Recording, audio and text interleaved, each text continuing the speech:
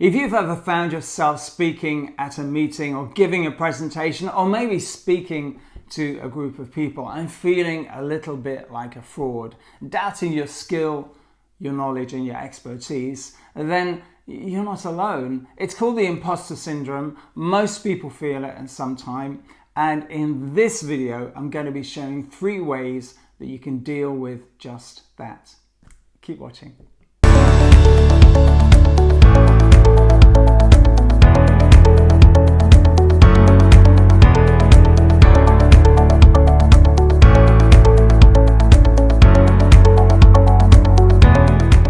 Hey, Mike Blissett here, founder of Speak Like a Pro Online, sharing ideas, tools and techniques to help you speak with more confidence, make better videos and grow your business.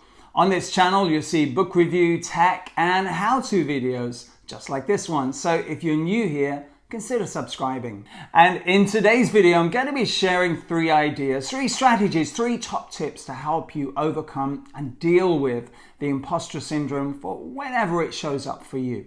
According to the Journal of Behavioural Science, a massive 70% of people say that they have felt the effects of the imposter syndrome in their life, in their business, in their career at various times. And so if you're feeling that now and it's having an effect on you, then in this video, I'm going to be sharing 3 ideas, 3 strategies, 3 top tips to help you deal with just that.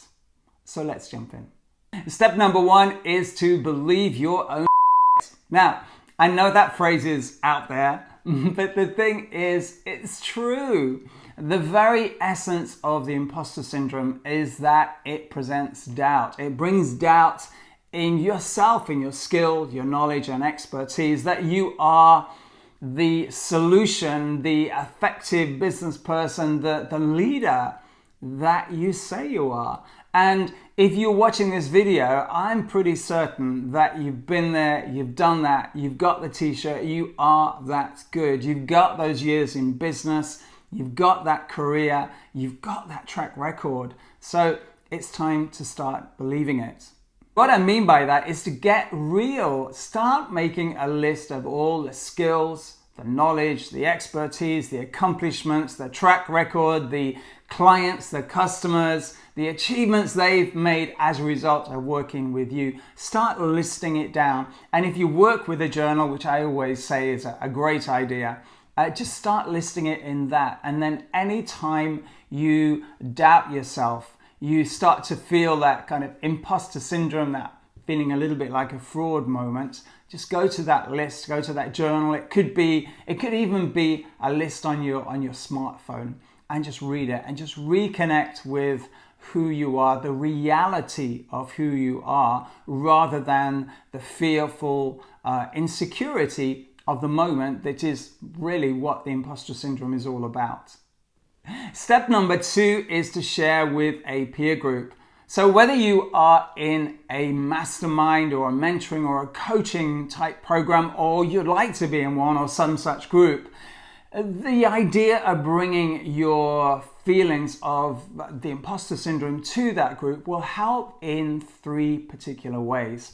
Firstly, just hearing what you're thinking and considering about yourself, being an imposter out loud when you're saying it to the other people, is just going to really make you aware of how out of kilter and how wrong it really is. Secondly, if you're in the right program, your colleagues are going to discuss with you and ask you questions about what the reality is.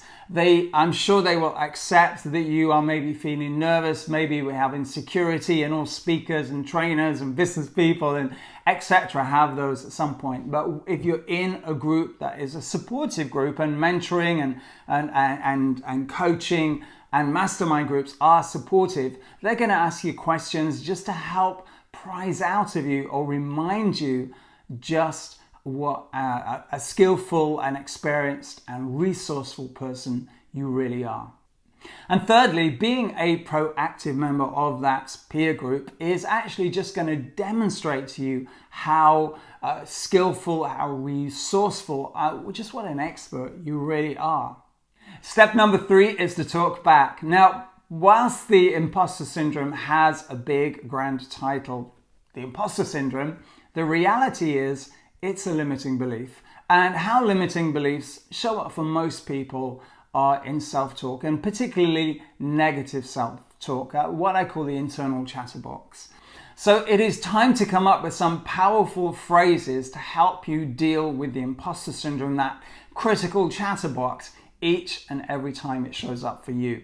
And just to share a few phrases that I've heard clients come up with and I've used myself through the years is, I'm a professional, I can do this. Or for myself, before a presentation or maybe giving a talk, and I'm feeling that imposter syndrome, I say, 25 years on stage says I can. And so it's just answering back to that inner critic, that imposter syndrome. And then finally today, I just want to share this one word with you that it's kind of like a bonus or a magical tip that I've shared in so many videos, and it's this one word: consistency. So whichever of these steps, these strategies that you adopt and use to deal with your imposter syndrome, it is about using them consistently. The more consistently you use them, each and every time you doubt yourself, you start negatively chattering to yourself, or in whatever way the imposter syndrome shows up for you, the more consistently you use these strategies, the more likely they are to deal with the imposter syndrome, so that not only it deals with them at that moment, but also the imposter syndrome shows up less and less going forwards for you too.